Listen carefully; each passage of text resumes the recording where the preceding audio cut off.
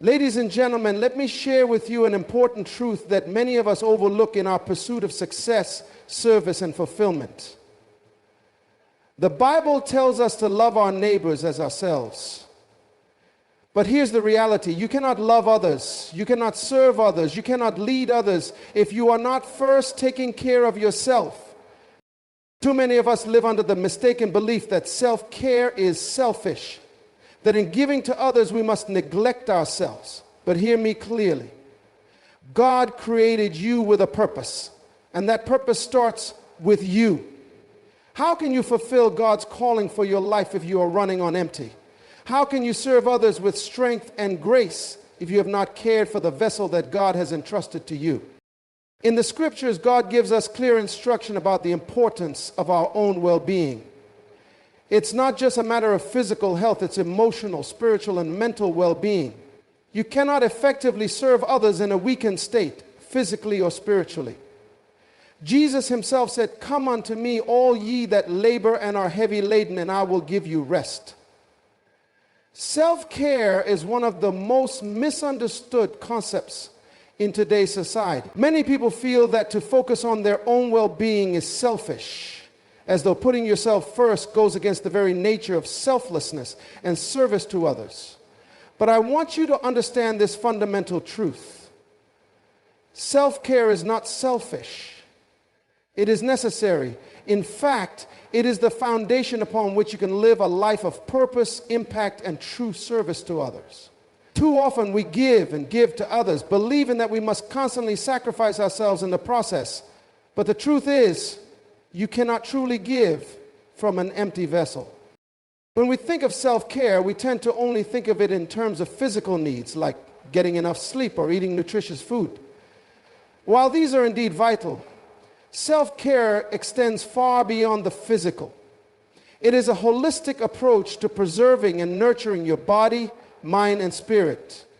If you neglect yourself, you are neglecting the very vessel through which God's purpose for your life will be fulfilled.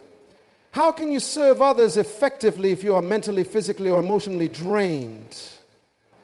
How can you give love, support, and leadership if you have not first invested in your own well-being? You must recognize that you are valuable not just because of what you can do for others, but because of who you are in the sight of God. He has created you with purpose, with a destiny that requires strength, wisdom, and resilience. For you to walk in that purpose, you need to nurture your health, your spirit, and your mind. This is not about being selfish. It is about being responsible. When you take care of yourself, you are honoring the body, mind, and spirit that God has entrusted to you. You are acknowledging that you are a precious creation, worthy of care and attention. The misconception that self-care is selfish often comes from a misunderstanding of what true service is. Service is not about running yourself ragged and pouring yourself out to the point of depletion. True service is about being strong, whole, and balanced, so that you can give freely and abundantly from a place of abundance, not scarcity. When you are healthy, when you are at peace, when you are mentally clear, you are in the best position to serve others with excellence. You can give love, wisdom, guidance, and support because you have first allowed yourself to be filled. Think about the example of an airplane.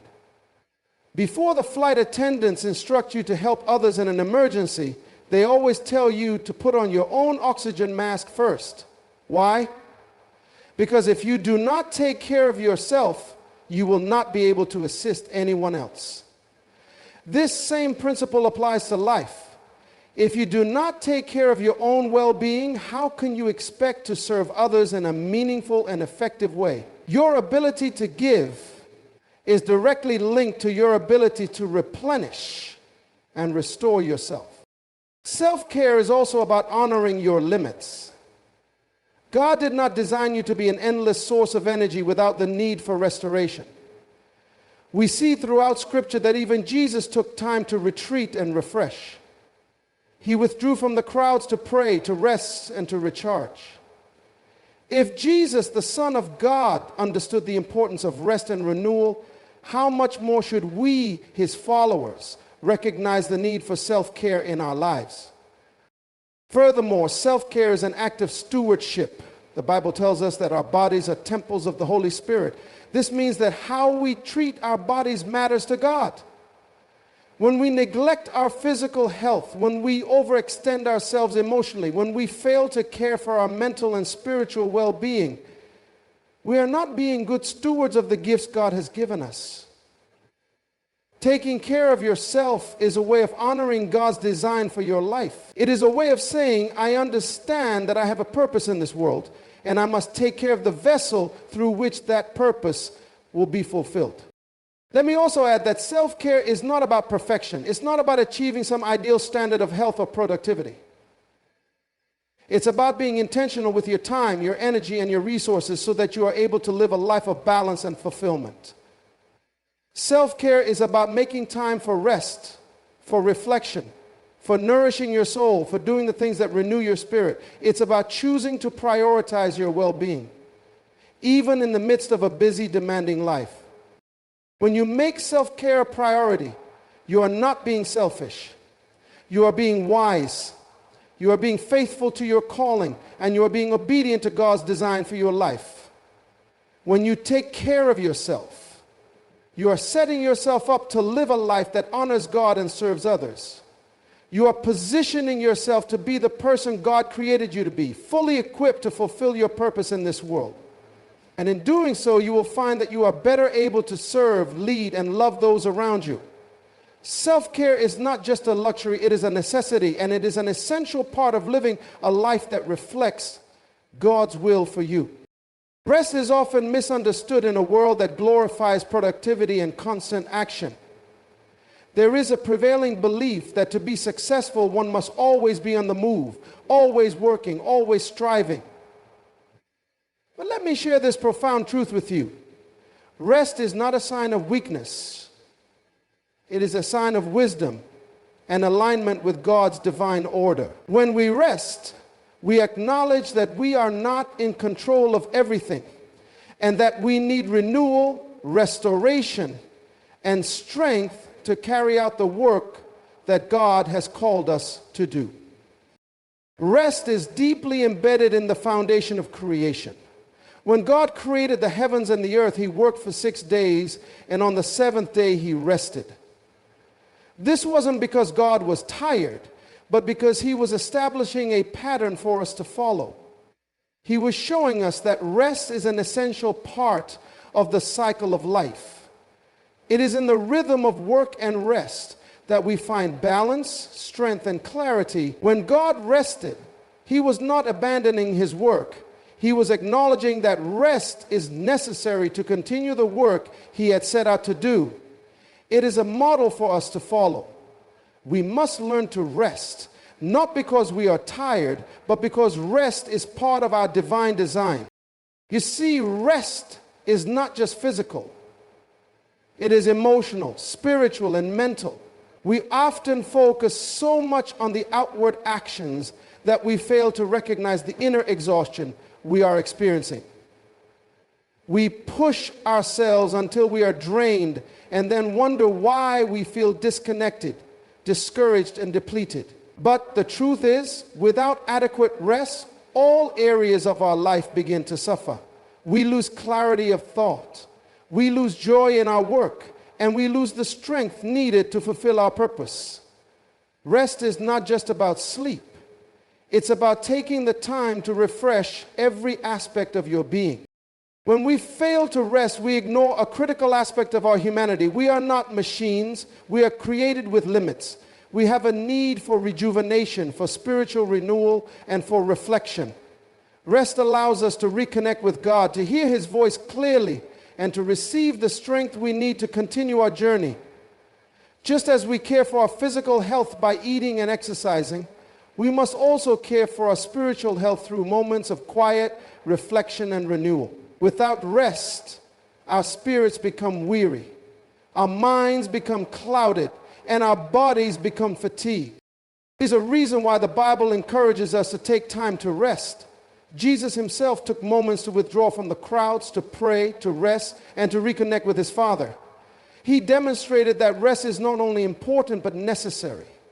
It is in those moments of rest that we gain insight, that we find direction, and that we receive the strength to face the challenges ahead. When we make time for rest, we make time to hear from God. We position ourselves to be filled with His peace and His wisdom. The importance of rest is not just physical, but it is also about the restoration of purpose. There are times when we feel stuck, when we feel overwhelmed, or when we feel like we're not making progress. In those moments, rest allows us to step back, reflect, and regain perspective. When we are constantly moving, constantly working, we can become so absorbed in the busyness of life that we lose sight of our ultimate purpose. Rest provides the space for clarity. It allows us to recalibrate, to adjust our focus, and to remember why we started in the first place. When we embrace the importance of rest, we stop idolizing busyness. We stop measuring our worth by how much we accomplish, and instead we begin to measure our lives by the quality of our work, the depth of our relationships, and the peace in our hearts. Rest is not a luxury, it is a necessity. It is an act of stewardship. We are stewards of our bodies, our minds, and our spirits. And when we neglect rest, we are neglecting our responsibility to care for the gifts God has given us. Rest allows us to replenish what has been depleted and prepares us to move forward with renewed strength. Let me say this: rest is a declaration of trust. It is a declaration that we trust God to provide for us, to lead us, and to guide us. When we take time to rest, we are saying that we do not need to constantly strive in our own strength. We trust that God will provide everything we need, and in those moments of rest, He fills us with what we need to carry out His will. Rest is an expression of faith. It is a way of saying, I am not in control, but I trust in the one who is.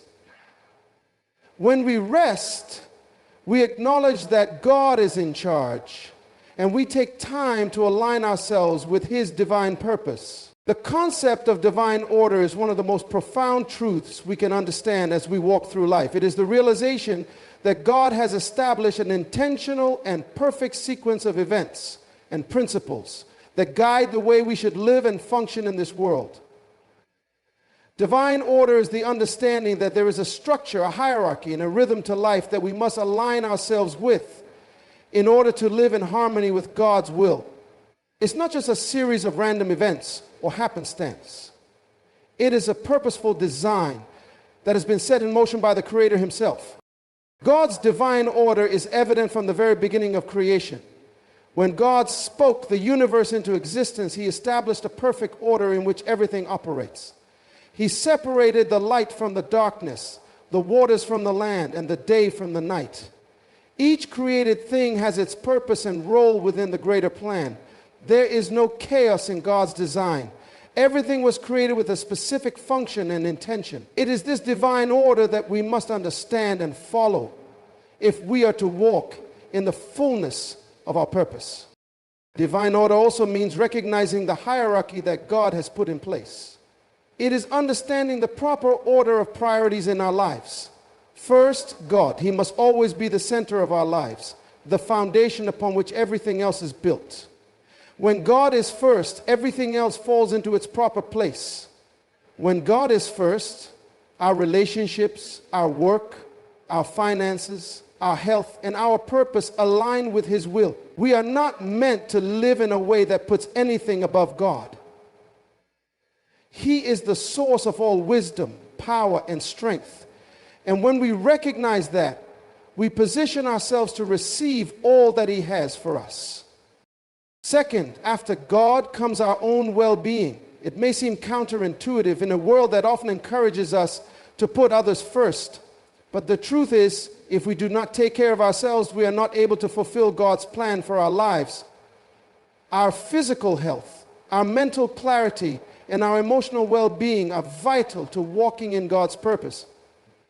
If we neglect ourselves, we will be unable to pour into others effectively. You cannot lead, serve, or love from a place of depletion. This is why self-care is so important. When we take care of ourselves, we honor God's creation and we position ourselves to be a vessel that can pour into others.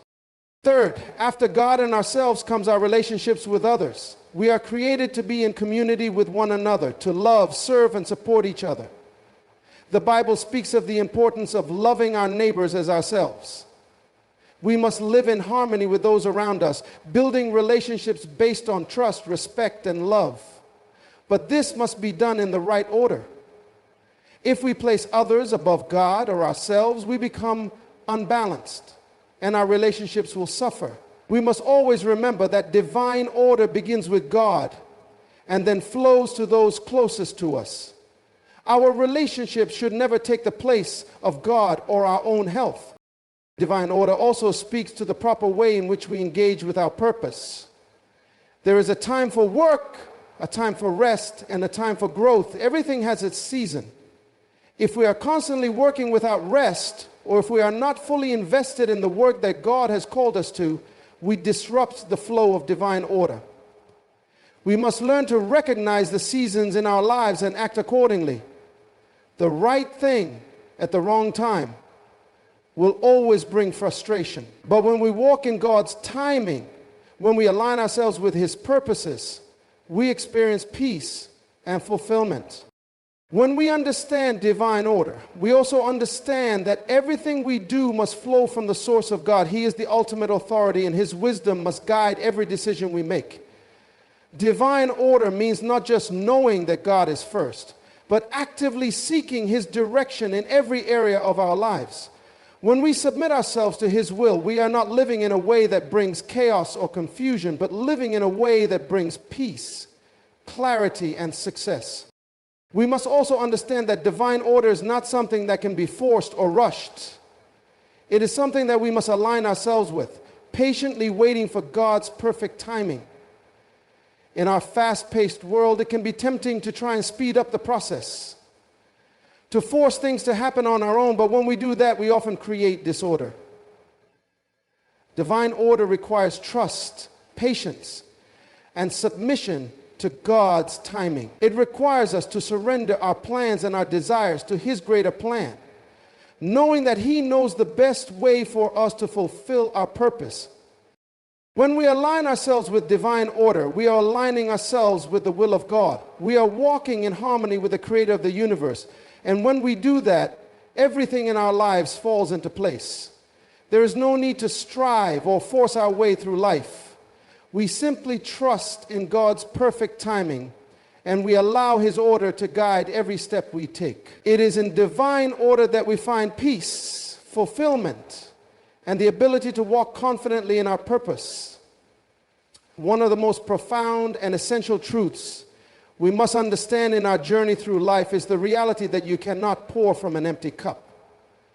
So many of us find ourselves giving and giving, whether it's to our families, our friends, our work, or our communities, believing that we must always be there for others. We are so focused on pouring out, so eager to serve, so desperate to be needed, that we forget a critical principle. You cannot give what you do not have.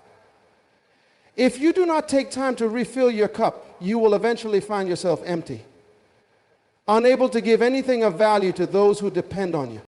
We often hear the phrase to serve others, and that's a beautiful and necessary calling. But serving others does not mean sacrificing ourselves to the point of exhaustion, burnout, or depletion. Serving others should be an overflow of the abundance within us. Think about it. When a cup is full, it naturally overflows. The same is true for us as individuals. When we take the time to refill our cup, when we invest in our own well-being, only then can we truly pour out into the lives of others with sincerity, love, and strength. When we neglect to fill ourselves, we find ourselves becoming depleted, frustrated, and ineffective. There is a common misconception that self-care or taking time for oneself is selfish or indulgent. But the truth is, it is necessary for us to maintain a healthy, balanced life. Without self-care, we begin to give from a place of emptiness. And that's when frustration sets in. We may start to feel resentment toward those we are serving, or we may become overwhelmed by the demands of life. We become tired, spiritually dry, mentally exhausted, and emotionally drained. This is the danger of neglecting the importance of filling our own cup. If you are constantly giving without replenishing yourself, you are draining your own energy, spirit, and resources. You are not being the best version of yourself, and you are certainly not being the best person you can be for others. Think about this. You cannot pour water from a glass that is already empty. No matter how much you try, you will find that there is nothing left to give. In the same way, if you are running on empty, if you are emotionally or spiritually depleted, there is no substance to offer others. You cannot share love, wisdom, or strength if you do not have it within you. And if you try to keep pouring from an empty cup, you will find that you are simply giving out of obligation or duty rather than out of true love or grace. This is why it is so vital to fill your own cup first. This doesn't just mean physical rest, although that is incredibly important. Refilling your cup means nurturing every aspect of your being, your body, mind, and spirit. You need moments of quiet to recharge. You need time to rest and replenish. You need time to reflect, to connect with God, to seek His guidance, and to nurture your own spirit. You also need to care for your body because your physical health directly affects your ability to serve others effectively. You need to invest in your mental health as well. When you are mentally clear, you can think, plan, and act with wisdom and discernment. This holistic approach to filling your cup ensures that when you do pour out, you are doing so from a place of abundance. There is wisdom in the Bible that speaks directly to this truth. Even Jesus, who was called to serve and heal many, took time to withdraw, to rest, to pray, and to reconnect with the Father. He didn't give endlessly without replenishing. He understood that to continue his work, he needed to be in constant communion with God, and he needed to rest. This was not just for his physical strength, but also for his emotional and spiritual well-being. If he, the Son of God, understood the importance of refilling his cup, how much more should we? We are not designed to function in isolation. We are meant to be connected to others, to serve, to love, and to lead. But we cannot do this effectively if we are not first connected to our source, God, and to ourselves. Refilling your cup is about returning to your source, allowing God to replenish your strength, to renew your spirit, and to restore your mind. It is through these moments of rest and renewal that you are empowered to pour out into the lives of others. When you allow God to refill your cup, He gives you the strength and the wisdom to do what He has called you to do. I urge you today, take time to refill your cup. Don't wait until you are running on empty. Be intentional about your own well-being. Take the time to rest, to reflect, to recharge, and to connect with your Creator. Understand that it is not a selfish act, but a necessary one. When you fill your cup, you position yourself to be a better spouse, parent, friend, leader, and servant. You become a vessel through which God's love, grace, and wisdom can flow freely to others. And it is from that place of abundance that you can truly pour into the lives of those around you. Holistic growth is the understanding that true growth is not limited to one area of our lives, but involves the development of every part of our being, spirit, mind, and body. It is the realization that we cannot fully live out our purpose if we neglect one aspect of ourselves. True success, fulfillment, and impact come when we recognize the need to nurture every dimension of our lives, allowing them to grow in harmony with one another. Each area of growth feeds into the other, creating a balanced, thriving life that allows us to reach our potential in all aspects of who we are. Spiritual growth is the foundation of holistic development. It is the root from which everything else stems. Without a strong spiritual life, the other areas of our lives will always be lacking. Our spiritual growth involves our connection with God, our understanding of His purpose for our lives, and our alignment with His will. It's about developing a deeper relationship with Him through prayer, meditation, and reflection. The stronger our spiritual foundation, the clearer our vision becomes. It is through spiritual growth that we gain the wisdom and direction to navigate life's challenges, to make sound decisions, and to stay focused on our ultimate purpose. When we neglect our spiritual life, we open ourselves up to confusion, frustration, and a lack of peace. Our connection to God is what sustains us through every season, and without it, we are unable to experience true fulfillment. Mental growth is just as crucial as spiritual growth. It is through the mind that we process information, make decisions, and create our realities. Mental growth is the continual expansion of our understanding, our knowledge, and our ability to think critically and strategically. It is about not becoming complacent or stagnant in our thinking, but constantly seeking to improve our intellect, our skills, and our capacity for learning. Mental growth involves embracing challenges, being open to new ideas, and continuously pushing the boundaries of what we know. A sharp mind allows us to better navigate the complexities of life, solve problems creatively, and develop new solutions for old challenges. It is important to engage with the world around us, read, study, and surround ourselves with people who challenge us to grow intellectually. Without mental growth, we limit our ability to adapt to change and to fulfill the purposes that God has for us. Physical growth is equally vital to holistic development. Our bodies are the vessels through which we live out our purpose. If we neglect our physical health, we will not be able to sustain the energy and strength needed to do the work God has called us to. Our physical well-being affects every other area of our lives. When we are physically healthy, we have more energy to engage in our work, to serve others, and to pursue our goals. Physical health also impacts our mental clarity and emotional stability. It is difficult to think clearly or maintain a positive mindset when we are physically drained or sick. Therefore, physical growth involves more than just exercise. It involves taking care of our bodies through proper nutrition, rest, and stress management. A healthy body is a tool that enables us to live fully, to engage deeply with the world around us, and to accomplish our purpose with excellence. Emotional growth is another essential aspect of holistic development.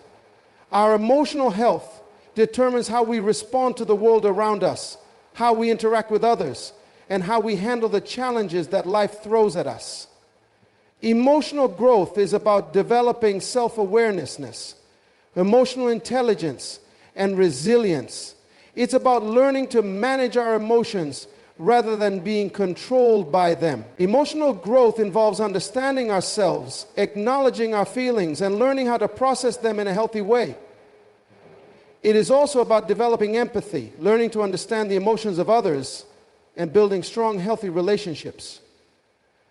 When we neglect our emotional health, we can become reactive, unstable, or disconnected from others. Emotional growth enables us to handle life's ups and downs with grace and strength, and it plays a key role in our ability to maintain lasting, meaningful connections with others.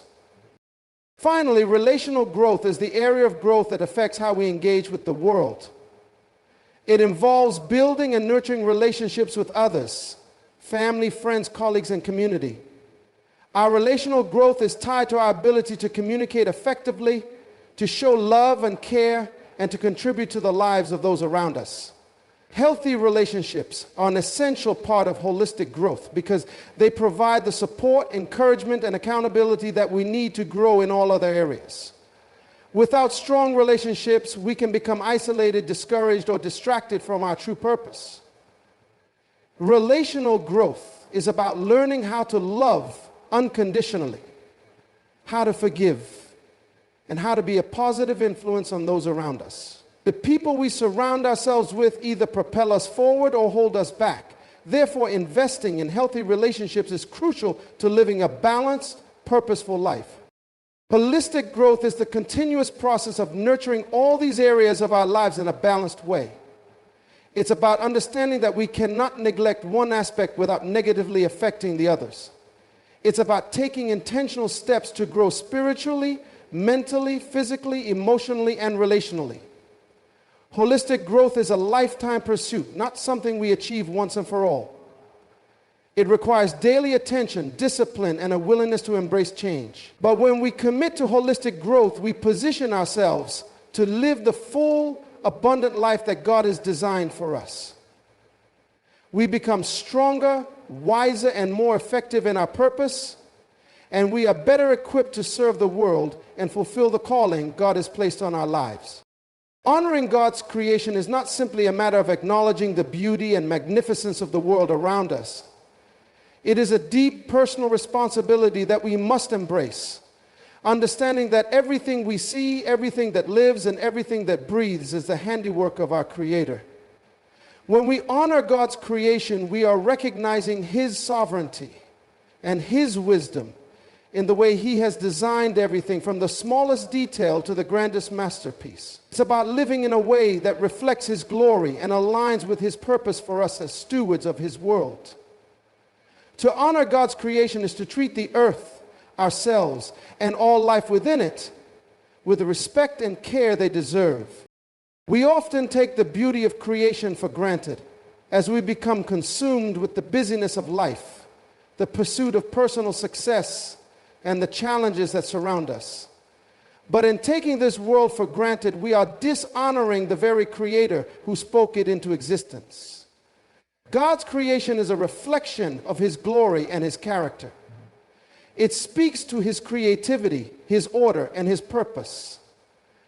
The Bible tells us that when God created the world, He saw that it was good. Every tree, every animal, every mountain, and every ocean reflects His divine intention. We, as His creation, are called to respect and honor the world He has made, and this includes how we treat it and how we treat ourselves. Honoring God's creation begins with understanding our role as stewards. A steward is someone entrusted with the responsibility of managing something that belongs to someone else. In this case, we are stewards of the earth, and God has entrusted us with the responsibility to care for it. He has placed us in a position of authority over the earth and its creatures, but with that authority comes the responsibility to act wisely and justly. The world is not ours to exploit for personal gain or to deplete for temporary satisfaction. We must recognize that we are caretakers, not owners, and our actions should reflect that. The earth, its resources, and its creatures belong to God, and He has entrusted us to care for them. This responsibility also extends to how we care for our bodies.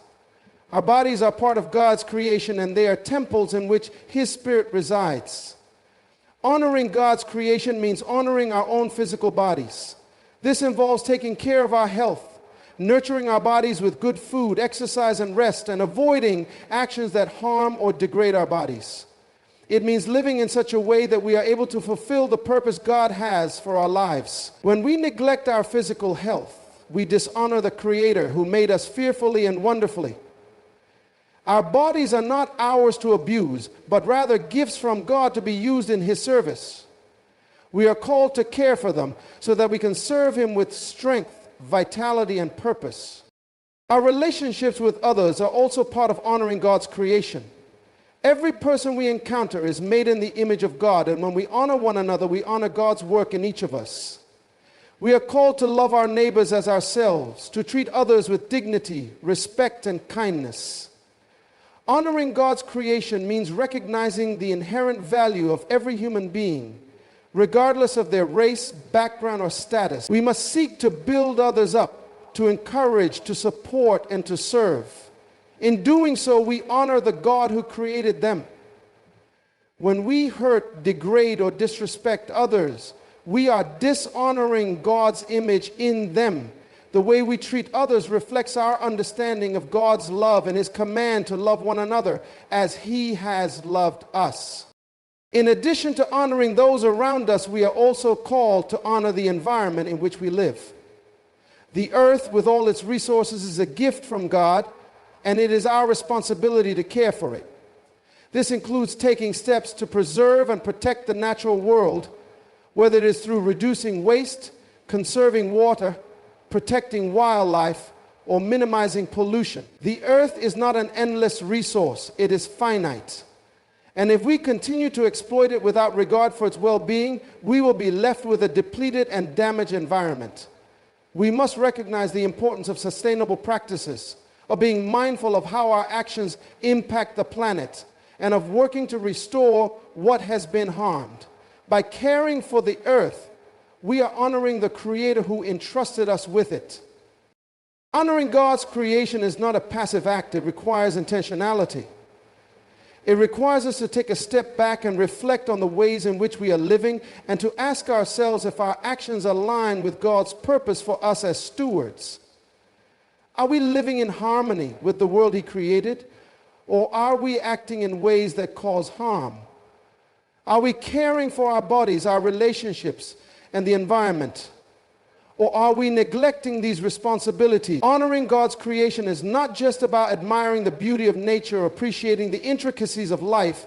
It is about living in a way that reflects our understanding of God's greatness, His goodness, and His love.